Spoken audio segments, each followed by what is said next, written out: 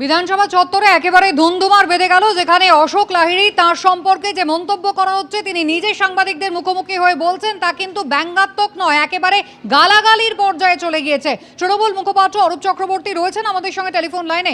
অরূপবাবু, BJP বিধায়করা তারা আজকে walkout করলেন, বেরিয়ে গেলেন স্লোগান দিতে দিতে। তারা অভিযোগ করছেন যে তৃণমূল কংগ্রেস বাংলা বাঙালির কথা বলে, অথচ আরাবুল ইসলাম, অনুব্রত মণ্ডল হাতে হাত ধরে হাঁটে। অশোক লাহিড়ী একজন বিশ্ববরেণ্য অর্থনীতিবিদ, তাকে এইভাবে অপমান করা? না, আসলে বিজেপি একটা ছুতো খুঁজছে। কারণ আগের দিন যখন সুপ্রিম কোর্টে মুখ্যমন্ত্রী নিজে উপস্থিত থেকে সওয়াল করেছেন, কার্যত গোটা দেশ দেখেছি যে কিভাবে বিজেপি ভোট চুরি করতে চেয়েছে, বেআব্দ হয়ে গিয়েছিল বিজেপি। আর গতকালকে যে বাজেট রাজ্য বিধানসভায় পেশ হয়েছে, তারপর এদের আর কোনো বলার নেই। বাংলা বিরোধী বিজেপিরা বুঝতে পারছে যে মমতা বন্দ্যোপাধ্যায়ের জনমোহিনী বাজেট, বাংলার মহিলারা প্রত্যেকে পাড়ায় পাড়ায় খুশিতে আনন্দে মেতেছে।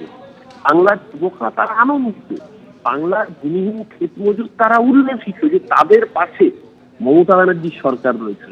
পার্থক্যটা কোথায়? একটা দল ক্ষমতায় আসার আগে বলেছিল বেকারের অ্যাকাউন্টে 15 লাখ টাকা পৌঁছে দেবে, আর ভোট নিতে যাওয়ার পরে বলেছিল পলিটিক্যাল জিমলা থাক। আর মমতা ব্যানার্জি যেটা বলেন সেটা করে দেখান।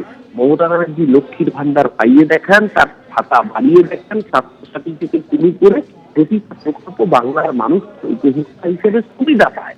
তাই যখন চোখে আঙুল দিয়ে তফাৎটা দেখিয়ে দিচ্ছে বাংলার মানুষ, তখন স্বাভাবিকভাবে এগুলো কোনো জায়গা নেই।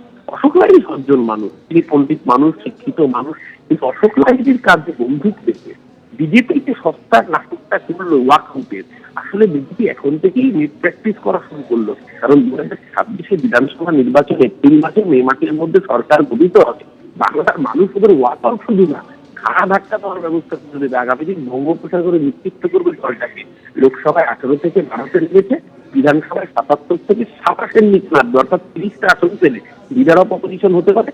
সেই ক্ষমতা অধিকারী জুটবে না, সেটা বুঝতে পেরেছে বলে এখন থেকে নেট প্র্যাকটিস করা শুরু করলো বিধানসভা থেকে বেরিয়ে যাওয়া। কারণ বাংলার মানুষ এমনি এদেরকে বিধানসভা নির্বাচনের পর ঘাটটা দিয়ে বিধানসভায় ভোটাধিকার বন্ধ করেছে। ধন্যবাদ।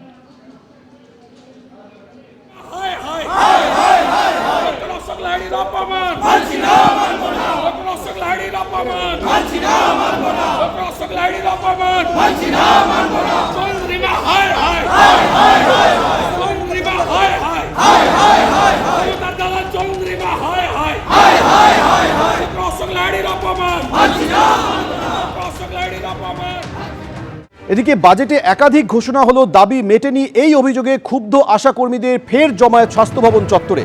একাধিক দাবিতে ফের স্বাস্থ্য ভবনে আশাকর্মীদের স্মারকলিপি। আজ স্বাস্থ্য সচিবকে স্মারকলিপির কর্মসূচি নিয়েছেন আশাকর্মীরা। সব জেলা থেকেও এসেছেন কর্মীরা, স্বাস্থ্য ভবনে তারা জমায়েত করেছেন। রাজ্য বাজেটে আশাকর্মীদের 1000 টাকা ভাতা বৃদ্ধি করা হয়েছে, 180 দিন মাতৃত্বকালীন ছুটির কথা ঘোষণা করা হয়েছে। কর্মরত অবস্থায় মৃত্যু হলে পরিবারকে 5 লক্ষ টাকা আর্থিক সাহায্য করা হবে। বাজেটে গতকাল এই ঘোষণাও করা হয়েছে, কিন্তু এখনও অনেক দাবি মেটেনি বলে অভিযোগ করছেন আশাকর্মীরা। তারা অভিযোগ করছেন যে কর্মবিরতির জন্য নির্যাতন করা হচ্ছে। একাধিক অভিযোগ এবং দাবি দেওয়া নিয়ে ফের স্বাস্থ্য ভবনের সামনে জমায়েত করেছেন আশাকর্মীরা।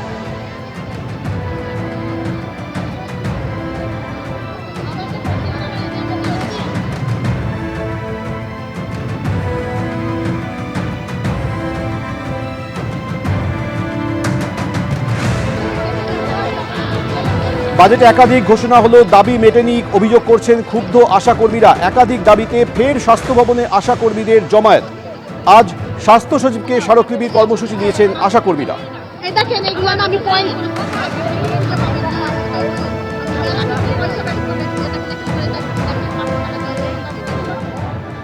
আমাদের ন্যূনতম 15,000 টাকা মাসিক বেতন, সম কাজে সম বেতন, এটা আমাদের মূল দাবি। সরকারি স্বীকৃতি, এটা আমাদের মূল দাবি। আর গতকাল যে 1000 টাকাটা দেওয়া হয়েছে, এটা আমাদের বাড়ানো নয়, ভিক্ষা বলতে পারেন। তো আমরা এই টাকাটা কেউ মানতে চাইছে না। এই 1000 টাকার বয়কটের বিরুদ্ধে আমাদের আন্দোলন, আজকে ডেপুটেশন। আমরা মাথা উঁচু করে কর্মবিরতি তুলতে চাই। আমাদের বলা হয়েছিল ধৈর্য ধরতে, ধৈর্যের ফল মিঠা হয়। মিঠা কালকে জানতে পেরেছি 1000 টাকা বৃদ্ধি হয়েছে। আমরা 1000 টাকা চাইনি বৃদ্ধি।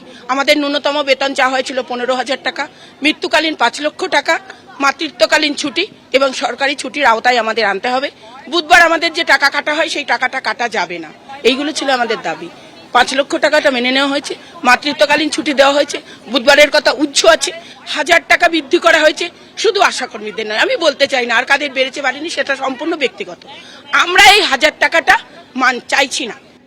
আমরা যে 45 দিন ধরে যে কর্মবিরতি করেছিলাম, আমাদের যে ফিক্সড অনারিয়াম 15,000 টাকার জন্য, যেটা আমাদের মেন দাবি ছিল আমাদের 15,000 টাকা ফিক্সড বেতন আমাদের বাড়াতে হবে, কিন্তু সেক্ষেত্রে কি আমরা কোনো আশানুরূপ ফল পেয়েছি? এই বাজেটে কি হলো? 1000 টাকা করে বাড়লো, তার থেকে তো লক্ষ্মীর ভান্ডার বেড়ে গেল 1,500 করে, 500 টাকা বাড়ি, যারা ঘরে বসে রয়েছে তারা 1,500 টাকা করে বাড়বে। আর আমরা আশা কর্মী 24x7 দিন আমরা কাজ করে চলেছি, তাদের ক্ষেত্রে বাড়ানো হলো 1000 টাকা। এটা কি আমাদের সাথে অন্যায় হলো না? অর্থাৎ গতকাল রাজ্য সরকার অন্তর্বর্তী বাজেটে আশাকর্মীদের জন্য যে ঘোষণাগুলি করেছেন তাদের দাবির মধ্যে কয়েকটা দাবি রাজ্য সরকার মেনেছে, কিন্তু বেশিরভাগ ক্ষেত্রেই দাবি মানা হয়নি বলে অভিযোগ করছেন। তাদের সঙ্গে অবিচার করা হয়েছে বলে তারা অভিযোগ করছেন। বাজেটে একাধিক ঘোষণা হলো, তাদের দাবি মেটেনি, এই অভিযোগ করে ক্ষুব্ধ আশাকর্মীরা ফের জমায়েত করেছেন স্বাস্থ্য ভবন চত্বরে। একাধিক দাবিতে তারা আজ স্বাস্থ্য সচিবের কাছে স্মারকলিপি দিতে এসছেন।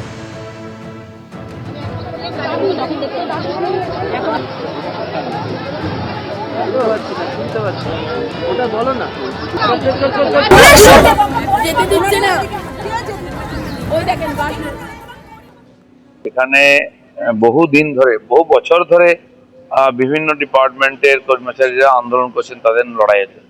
সে পেন্ডিং হতে আসছে, দিয়ে যেরকম কতদূর পেন্ডিং হয়, যখন 25% দিতে বলেছে সুপ্রিম কোর্ট, সেটা পাবেন কিনা তারা জানেন না। এবং বাকিদের যে ডিমান্ড, 10 বছর ধরে ডিমান্ড করে যে 1000 টাকা পায়, 10 বছরের জিনিসপত্রের দাম কত পৌঁছেছে, তো সেজন্য তাদের হক আছে তাদের বক্তব্য রাখার, তাদের লড়াই করার। গতকাল 1000 টাকা ভাতা বৃদ্ধি করা হয়েছে, 180 দিন মাতৃত্বকালীন ছুটির কথা ঘোষণা করেছে রাজ্য সরকার। কর্মরত অবস্থায় মৃত্যু হলে পরিবারকে 5 লক্ষ টাকা আর্থিক সাহায্য করা হবে। বাজেটে এই ঘোষণা করা হয়েছে, কিন্তু তাদের ন্যূনতম যে বেতন সেই দাবির কি হলো প্রশ্ন তুলছেন তারা। সরাসরি আমাদের সঙ্গে রয়েছে আমাদের প্রতিনিধি ঝিলম করঞ্জাই। ঝিলম, সহকর্মী সন্দীপ যে দৃশ্য দেখাচ্ছে, দেখো ঠিক আমার পেছন দিকে যেখানে ব্যারিকেড রয়েছে, ব্যারিকেডের ওপারে যেটা নবদিগন্ত মোড়, সেইখানে আশাকর্মী যারা বিক্ষোভ দেখাতে এসেছিলেন তারা এখানে একত্রিত হয়েছেন। তাদের মূল দাবি কি? তাদের দাবি যে গতকাল মুখ্যমন্ত্রী যে কথাগুলো ঘোষণা করেছেন, যার মধ্যে অন্যতম হচ্ছে যে তাদেরকে যে মাতৃত্বকালীন ছুটি 1000 টাকা যে বৃদ্ধি করা হয়েছে ভাতায়, এবং পাশাপাশি তাদের যে কর্মস্থলে মৃত্যু হলে বা কর্মক্ষেত্রে চাকরি করাকালীন তাদের যদি মৃত্যু হয় সেক্ষেত্রে 5 লক্ষ টাকা ক্ষতিপূরণ, তাতে তারা সন্তুষ্ট নন। তাদের বক্তব্যতে তারা যে কাজগুলো করেন, যে পরিস্থিতির মধ্যে কাজগুলো করেন, সেগুলো সমস্ত কাজ তাদের যে জব চার্ট তার মধ্যে নেই। তাদেরকে যে কাজে না গেলে তাদের ফিক্সড ভাতা কাটা হয়, সেই টাকা কাটা চলবে না। তারা শিশু এবং মায়েদের যে প্রকল্প তার বাইরে কোনো কাজ করবেন না।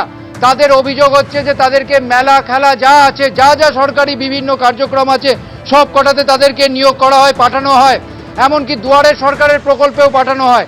এই সমস্ত কাজ তারা করবেন না, এবং এই সমস্ত দাবি নিয়ে ইতিমধ্যে 17 জনের একটি প্রতিনিধি দল, যার মধ্যে 15 জন আশাকর্মী আছে, তারা গিয়েছেন এবং এই সময় তারা এখানে অবস্থান করছেন। যারা বসে আছেন তাদের সঙ্গে কথা বলবো এবং জেনে নেব তাদের ইতিমধ্যে এই বিষয় নিয়ে তাদের কি বক্তব্য, কি দাবি দেওয়া, কারণ তারা একেবারে ঝিলম, অর্থাৎ এখনো অনেক দাবি মেটেনি, এই দাবি করছেন আশাকর্মীরা। তোমাকে ধন্যবাদ।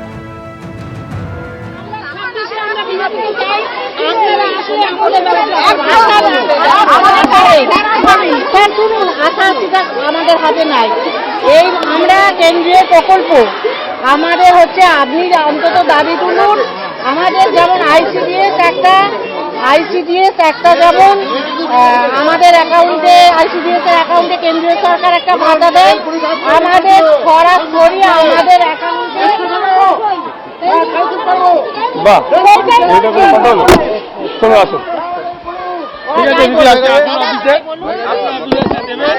এবিপি আনন্দ, এগিয়ে থাকে, এগিয়ে রাখে।